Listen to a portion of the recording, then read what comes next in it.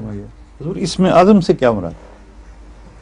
اسم اعظم یہ مشہور ہے کہ کوئی ایسا لفظ ہے خدا تعالیٰ کی صفات میں جو اگر یاد ہو جائے تو پتہ چل جائے کہ کون سا ہے تو ہر گھنڈی اس سے کھل جائے گی.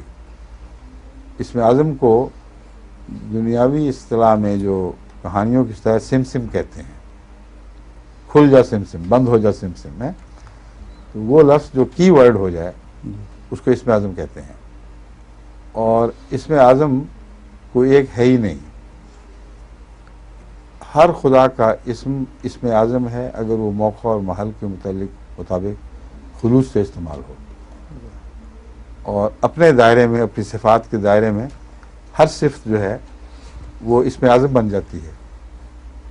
اسی لیے حضرت صلی اللہ علیہ وسلم نے مختلف ناموں سے اللہ تعالیٰ کو مخاطب فرمایا ہے مختلف حالتوں میں. وہ اسم اعظم والا وہ قصہ کوئی نہیں جو سمجھتے ہیں.